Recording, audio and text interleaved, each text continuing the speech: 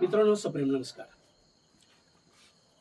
आमचे मित्र माननीय दळगडे सर आणि माशळकर सर आणि त्यांच्या मिसेस असा चौघांचा ग्रुप महाराष्ट्रातून दुबईला सहल आणि शिक्षणाचा अभ्यास असे दोन विषय घेऊन ते गेले होते. एकूण महाराष्ट्रातलं शिक्षण काय आहे आणि दुबईमधलं शिक्षण काय आहे, तिथली व्यवस्था आणि महाराष्ट्रातल्या सरकारची योजना, हा सगळा विषय विचारपूर्वक करून ते दुबईला गेले होते. तर दुबईला गेल्यानंतर निघण्याच्या आदल्या दिवशी अमेरिका आणि त्यांची मित्रराष्ट्र यांचं युद्ध सुरू झालं आणि मग सर्व जगातली यंत्रणा डिस्टर्ब झाली. त्या सर्व व्यवस्थेमध्ये हे कुटुंब अडकून पडलं. तशी महाराष्ट्रातली जवळजवळ 5-10 हजार लोक असतील. त्या 5-10 हजार लोकांच्या पर्यंत आमच्यासारख्या छोट्या जीवानी पोहोचण्याचं काही कारण नाही. परंतु आमच्या कुटुंबामध्ये एक कुणीतरी अडकलेलं आहे, त्याच्या मदतीला आपल्याला धावायला लागेल. म्हणून आमचे जे आमदार आहेत स्वामी सर, त्यांनी तारांकित प्रश्न केला. महाराष्ट्र सरकार ताकद लावली आणि विचार आमचा दुबईपर्यंत पोहोचवण्याचा प्रयत्न केला. तर त्या संदर्भात सरांच्याकडे आपण त्यांची थोडीशी चर्चा करू, मुलाखत घेऊ. सर नमस्कार. नमस्कार. दुबईच्या एकूण 4-5 दिवसाच्या प्रवासामध्ये एकूण तिथली व्यवस्था, तिथलं शिक्षण, तिथलं वेगळेपण कमी शब्दामध्ये काय आहे बरं, की जे जगाने थोडंसं पाहावं या दृष्टीने? खरंच दुबईचं जर तिथल्या गाईडनं आम्हाला सांगितलं, तिथली शिक्षण व्यवस्था तर फारच चांगली आहे. पण तिथले मुलं शिक्षण घेऊन नोकरी कधी करत नाही. बरोबर, व्यवसायच त्यांचं त्या ठिकाणी महत्त्व. खूप चांगली गोष्ट. आणि शिक्षणाला एवढं महत्त्व देतात. आणि ती वसवलेली शेती आहे त्या ठिकाणी, शहर आहे. त्यामुळे एवढी स्वच्छता आहे, खरं म्हणजे त्या दुबईचं मानायलाच पाहिजे.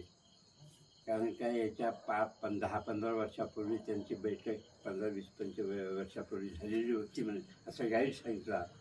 तिथलं ते संपल्यानंतर काय करायचं, दुसरं काही नव्हतं. तर त्यासाठी त्यांनी दुबई वसवलं, पर्यटन स्थळ केलं. अच्छा. आणि ते पर्यटन स्थळ पूर्ण जगात फेमस झालं.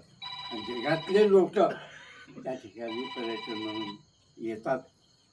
घोटाळा नाही आहे, व्यवसायाचं फसवणूक नाही आहे. बरोबर. कारण तिथं फसवणूक हे केल्यानंतर ताबडतोब जाग्यावर दंड आहे म्हणे, जाग्यावर शिक्षा बरं. त्या ठिकाणी होते. ते घाबरून काही तसं काही प्रसंग झालाच नाही. पण प्रशासन मात्र फार कडक आहे असं तिथल्या लोकांनी सांगितलं. आणि रस्त्यावर जात असताना एवढं रिस्पेक्ट, येस. आपण जर एखादा रस्ता ओलांडत असून त्यांना दिसलं, ताबडतोब याद्या थांबत होत्या. बरोबर. आपल्याला 3 गोष्टी शिकायला मिळाल्या. एक गोष्ट तिथली शिक्षण व्यवस्था. शिक्षण हे फक्त नोकरीसाठी नाही तर ते व्यवसायासाठी आहे, हा अँगल एक आम्हाला शिकायला मिळाला. स्वच्छता आहे आणि तिथलं सतर्क प्रशासन, माणूस पण जपणारी माणसं आहे. ह्या 2-3 गोष्टी आम्हाला शिकायला मिळाल्या.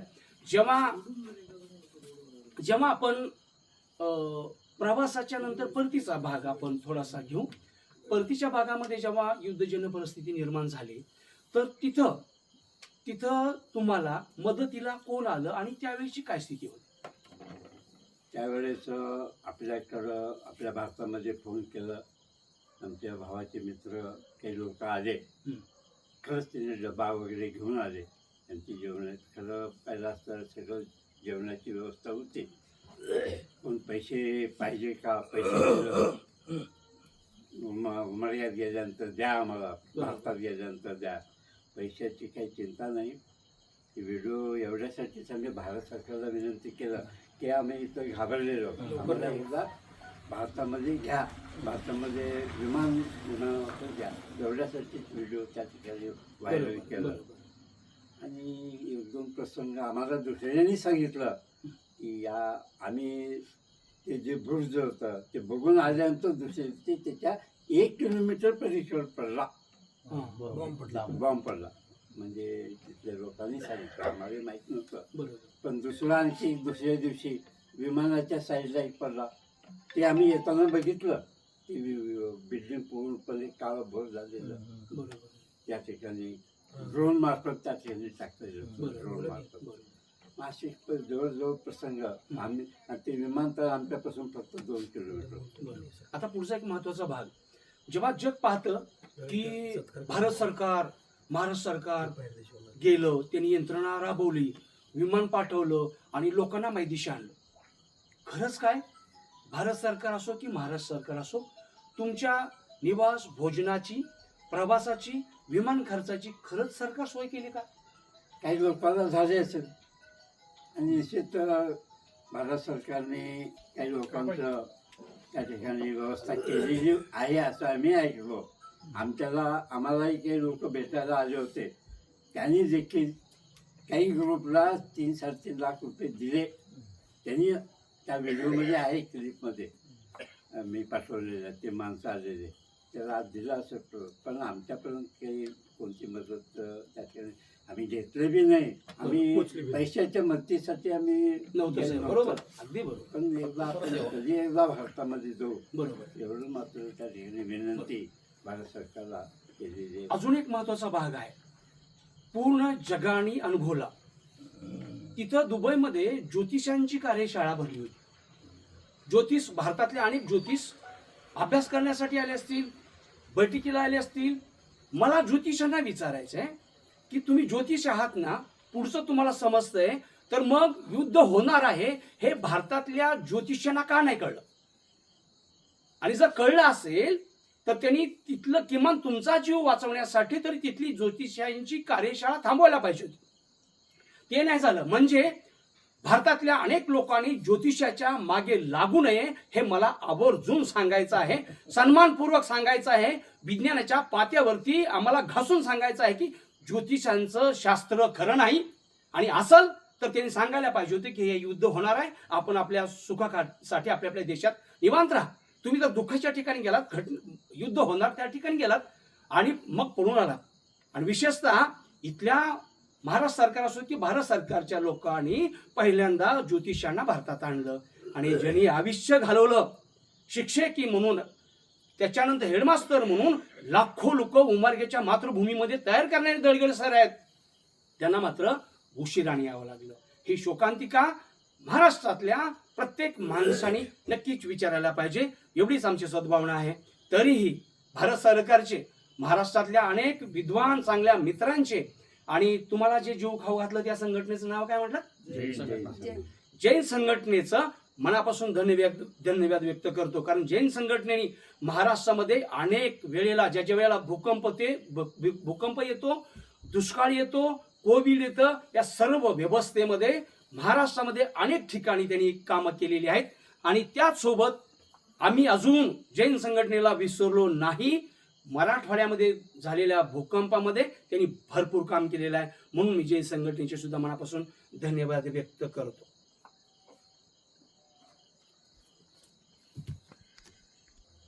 विषयाला समारोप करताना आम्ही खुश आहोत, आनंदी आहोत, मस्त आहोत. डोळ्यांना मोकळंही केलं आम्ही, डोळ्यांना थांबवलंय आम्ही आणि डोळ्याला सांगितलं की तू थांब, 4-5 दिवसात साहेब येणार आहे.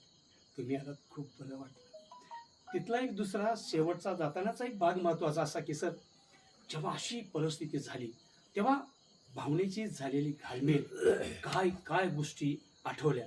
त्यामध्ये देश असेल, कुटुंब असेल आणि तुमच्यावर निखळ प्रेम करणारा, निस्वार्थी भावनेने प्रेम करणारा म्हणून त्या संदर्भाने काय मनात भावना येऊन गेल्या, त्या दोघंही आपण थोडं व्यक्त करावे, काही हरकत नाही. खरं पाहिजे असता मॉर्निंग वॉकला ज्या वेळेस आम्ही बोललो विखे साहेबांना, खरंच एक मानसिक धैर्य त्या ठिकाणी आम्हाला मिळालं. माझी धर्मपत्नी सोबत असल्यामुळं, एकमेकाचं आम्हाला धैर्य मिळालं. मित्र सोबत असल्यामुळं काय होत नाही, देव आहे, मित्र आहेत, तेवढंच म्हणायचं. सगळेजण सगळं सुखरूप आहे म्हणून सांगायचं, सगळ्याचं फोन यायचं, सगळं विचारायचं. आम्ही बरं, तुम्ही काळजी करू नका एवढंच सांगायचं, फोन ठेवायचं. जास्त हे करायचं म्हणलं की आपलं डोळ्याचं पाणी यायचं, त्यांनी बघून पुन्हा त्यांना त्रास होऊ नये म्हणून एवढंच बोलत होते आम्ही.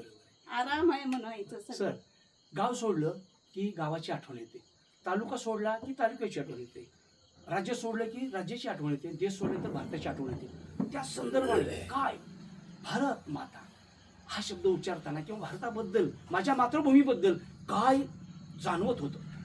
खरंच एखाद्या गावापासून दूर गेलं, नात्यापासून दूर गेलं, देशापासून गेलं, खरी किंमत तेव्हा कळते. त्या माणसाची किंमत त्यांच्यापासून दूर गेल्यानंतर म्हणजे किती जीव लावलेला असतं. बरोबर. मग देशाचा असो, नात्याचा असो, गावाचा असो, गल्लीचा असो, खरं आहे. आपल्या या मित्राने सगळं जीव लावलं म्हणून आम्ही सुखरूप परत आलो. त्या बात. शुभेच्छा आहेत. एक अनुभव परदेश गमनाचा, एक अनुभव नात्यागोत्यांचा, एक अनुभव युद्धजन्य परिस्थितीचा, या अनेक अनुभवाचं एक गाठोड उराशी घेऊन तुम्ही आलात. आपले मनापासून धन्यवाद व्यक्त करतो. या ठिकाणी आपण मुलाखत दिली त्याबद्दल मनापासून धन्यवाद व्यक्त करतो. नमस्कार. मॉर्निंग वॉक कुमारगा, महाराष्ट्र. आभार. धन्यवाद. चहा घेऊ.